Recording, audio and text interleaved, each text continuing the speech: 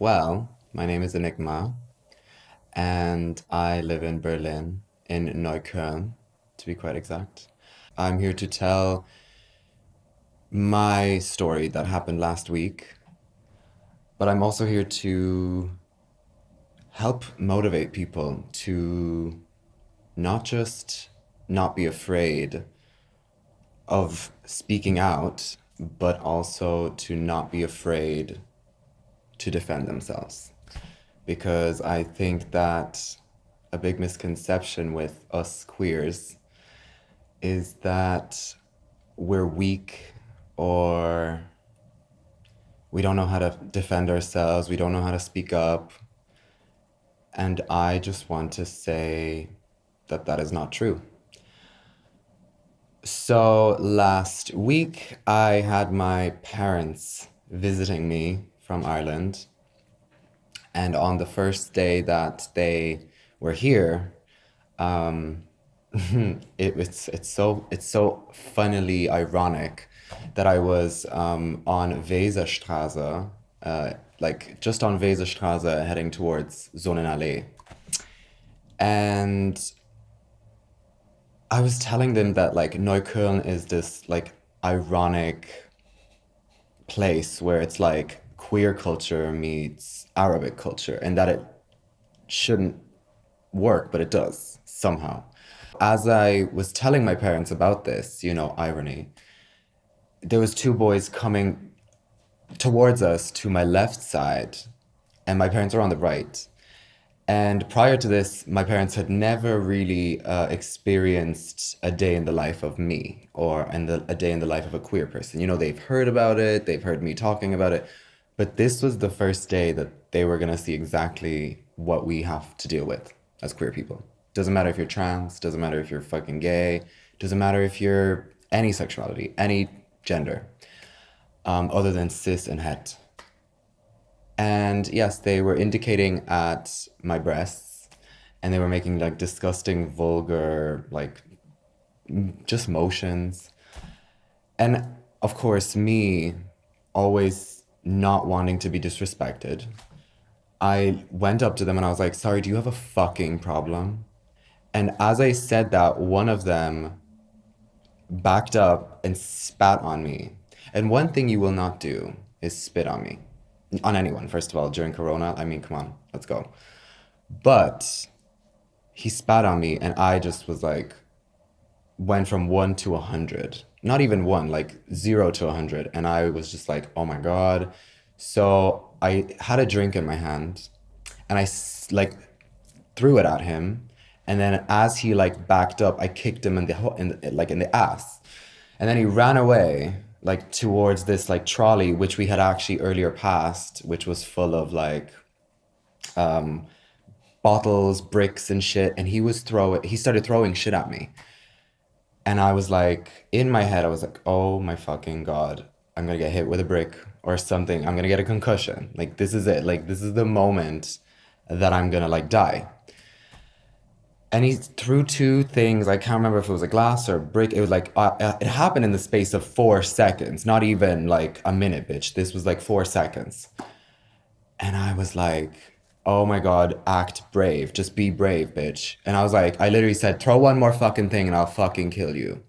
Meanwhile, as I turn around, there's like 5 gay guys or queer boys, I don't know, 2 women who ran across the street to obviously like stop what's going on. And it turns out that they had seen everything.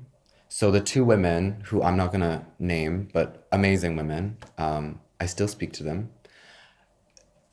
Literally my guardian angels, because they like saw everything from across the road, reported everything to the police, and the 4 or 5 gay boys, queer boys, I don't know, they saw half of it and they were just like there consoling me. And like at one stage I thought like, girl, you gotta be strong, you gotta like not show emotions, because when someone's attacking you, I think as a queer person we can all relate that you don't want to show your emotions because emotions are weak according to society, right? So I was like, bitch, I'm strong. I'm a queer, strong person. And yet, when I saw these two women and these few boys on my side, I was like, I just started crying because I was like, oh my fucking God. It's not going to be another Isabella story. It's not going to be another Miss Toto story. I'm not going to have someone point a gun at me or laugh at me. And I was shocked that there was people there because what if there wasn't? You know, that's what I was crying about. I wasn't crying for me. I couldn't give a shit about, not that I couldn't give a shit about myself, but I can defend myself, you know. My parents were there also. I was more so like mortified. Like, what if it was my best friend? What if it was some gay guy that doesn't know how to fight, doesn't know how to speak up, doesn't have the self confidence? What if it was my mother? What if it was your mother? Long story short, the police get involved, and the report was actually brought up to the highest order of police, whatever, which I'm not sure about. That's what they said. I still haven't got the report. It happened last week, so I don't know. I have, you know, the bureaucracy in Germany. It's probably going to take a long time before I get any letters. But yeah, all that was going through in my head was like, what if this thing didn't happen? What if the police didn't take my side of the story seriously? What if those two women weren't there with flawless German to exactly explain to the policemen what happened? Do you know what I mean? Because I doubt if it was just me and my parents. You know, I speak German well enough, but when I was in the rage of the moment, I really just was like, I don't know what the fuck is going on. And then I switched off and I couldn't even speak German. I couldn't even speak.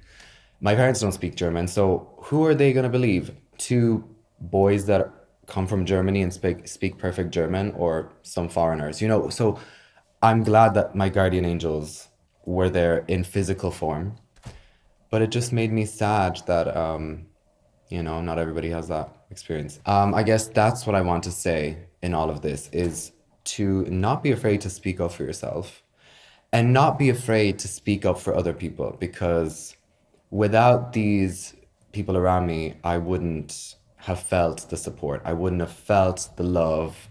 I wouldn't have felt like anybody actually gave a shit.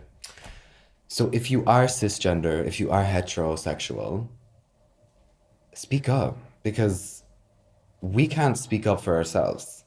Like, clearly it shows that it's not enough, you know? And if you are queer, in any sense of the word, don't be afraid to fight back. I'm not saying go out and punch people, but don't be afraid to stand up for yourself. And, you know, I said earlier that, like, I was afraid to show emotions. Well, after that incident, I want to popularize being a crybaby bad bitch. Like, you can be a bad bitch and cry at the same time while you're killing your haters. You know, like, you can be both. It's 2021, and I think we've had it. We've had it. So, yeah, that's my story. But it's not a story that defines me. And it's not a story that makes me into a victim because I'm not a victim. I don't think queer people are victims. We're victimized, but I don't think we're victims. And we will not stop. Think twice before approaching a queer person that looks like me. And think many, many times when you approach me. Thank you.